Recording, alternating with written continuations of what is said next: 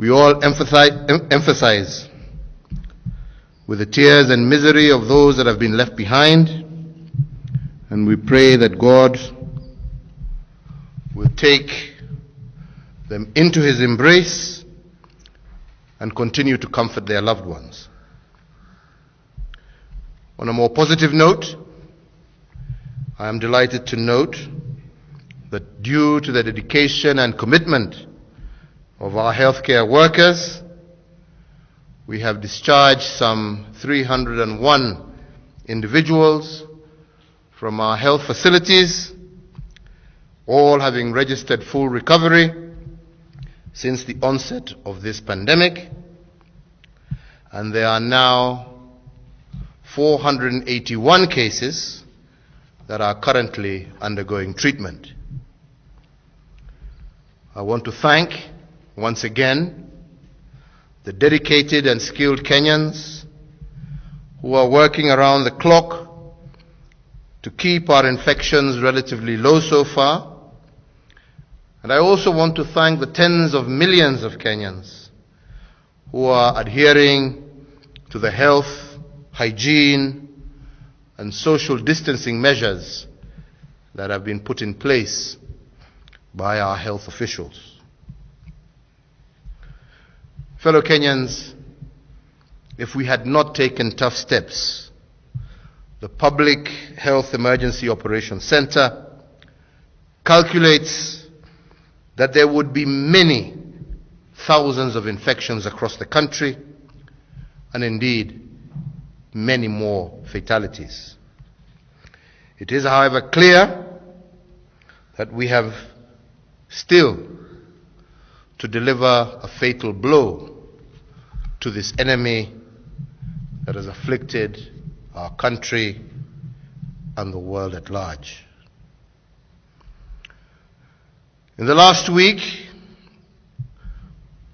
we have unfortunately witnessed an increased number of imported cases among individuals crossing into the country through our borders. And these new areas have become a matter of grave concern to us.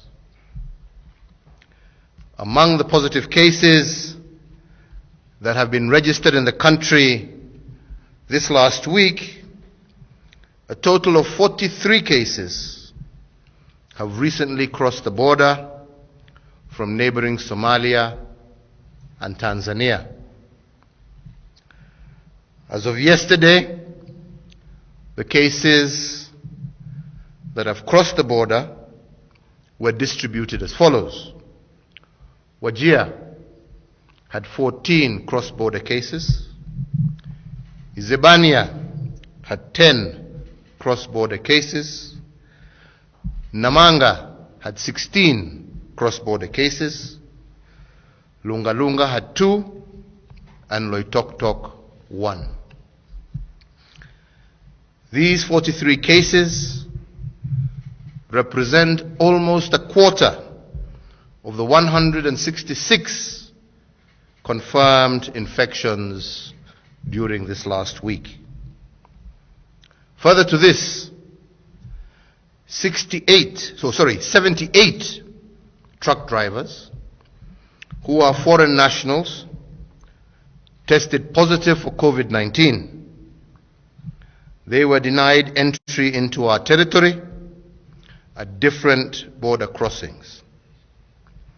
If we had not undertaken that intervention, the imported cases through our borders would today have accounted for more than 50% of this week's infections.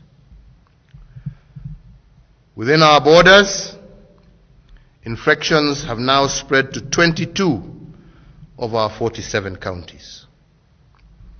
These numbers and the spread of infection clearly indicate that if no action is taken, all the gains already achieved in combating this pandemic will undoubtedly be lost.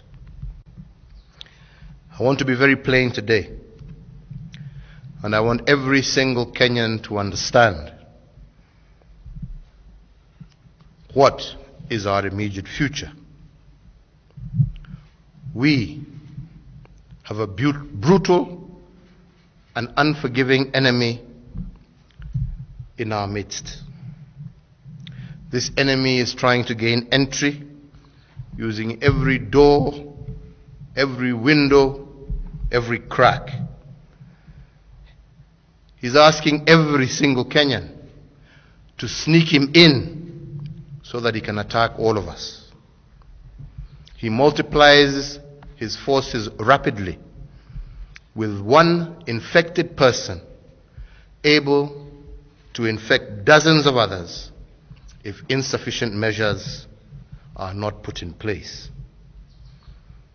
Of all of us, if we do not heed to the dangers and behave accordingly, a lot shall be lost, as we have seen in other parts of the world.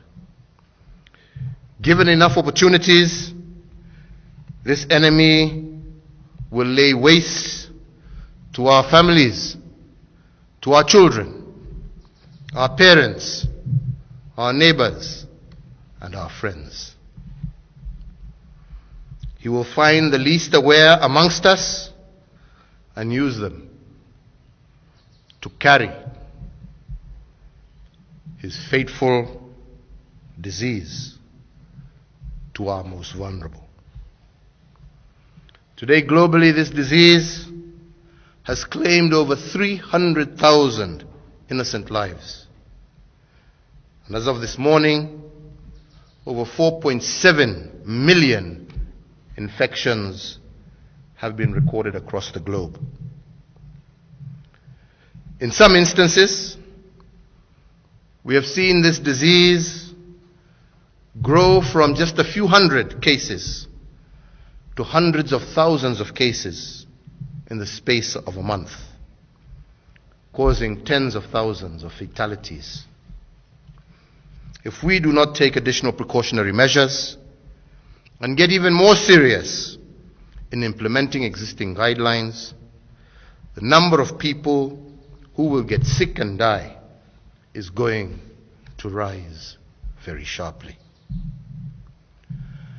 I know that Kenyans are concerned about the impact this disease is going to have on our economy, especially on those sectors that are linked to foreign trade, foreign travel, and production. And even though the measures we are putting in place are inconvenient to all of us, the far worse outcome, fellow Kenyans, is for this pandemic to grow out of control. The cities and countries where it has raged out of control have suffered near economic collapse due to the terror and the paralysis that this disease causes. Economies far greater than ours are facing their worst economic situation in many, many years.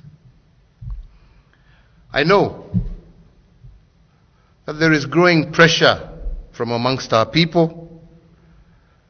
There is growing global pressure for easing of measures against this disease and for all of us to get back to normal. Indeed, one of the tasks that I gave our National Emergency Response Committee on Coronavirus was to undertake a close look at reopening our economy even further. However, their examination of what has happened across the world has found countries like Singapore, Germany, Ghana, that initially had done very well when they eased their restrictions, they suffered very dangerous spikes in new rates of infection. I, like you, I'm just as anxious for us to get back to normal, to get back to building our country. However, I also strongly believe that we will only be able to do this the sooner we sharply suppress the growth of infections in our country. We are therefore going to step up our defense by deploying stricter, more localized prevention actions. We will also review some of the previous concessions and directives to ensure that they are better complied with. So therefore, fellow Kenyans, in accordance with the advice by the National Emergency Response Committee on Coronavirus and our National Security Council, I am today directing as follows: that there will be a cessation of movement of persons and any passenger ferrying automobiles and vehicles into and out of the territory of the Republic of Kenya through the Kenya-Tanzania international border, except for cargo vehicles, with effect from midnight tonight, Saturday the 16th May 2020. That there shall also be a cessation of movement of persons and any passenger ferrying automobiles and vehicles into and out of the territory of the Republic of Kenya through the Kenya-Somali international border, except for cargo vehicles, and this also will take effect from midnight today, Saturday the 16th May 2020. That all drivers of cargo vehicles shall be subjected to mandatory COVID-19 disease testing and will only be granted entry into the territory of the Republic of Kenya if they test negative.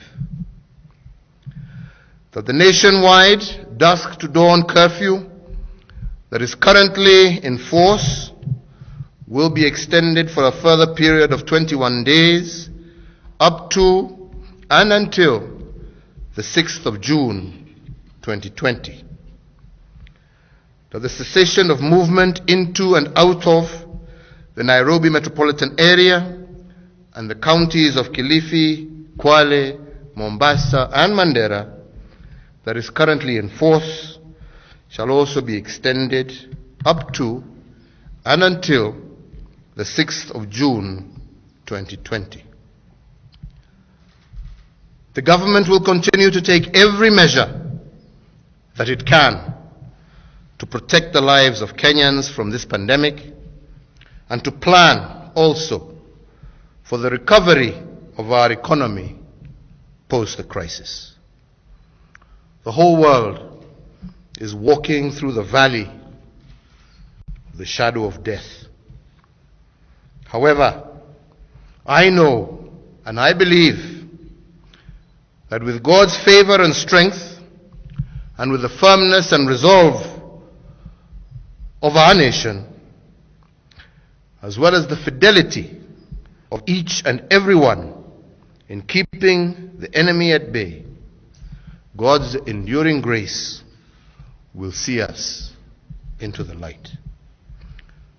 We will emerge knowing that we have a mighty strength in our unity, and our resilience as a people shall see us through this most difficult period. Nataka kumaliza kwa kusema kwa wenzangu, tulianza kupambana na huu ugonjwa karibu miezi 2 iliyopita. Na nataka tena kushukuru wale wote ambao wamehusika, wametusaidia kuokoa maisha ya maelfu ya Wakenya ambao wangeangamia kama sio yale tuliyofanya kujaribu kuzuia huu ugonjwa kuenea katika nchi yetu. Najua wenzangu ya kwamba wengi wanaona kama wamechoka na wangependa maisha irudi vile ilikuwa. Lakini wenzangu, na mimi sitaki niwadanganye, wale ambao wamekataa kuona huu ugonjwa kama ni kitu cha kweli, nataka tu muangalie makaburi ambayo imechimbwa dunia mzima kuzika maiti za watu. Jukumu la kwanza la serikali ni kuhakikisha ya kwamba tumelinda maisha na mali ya wananchi. Kwangu mimi, ningekuwa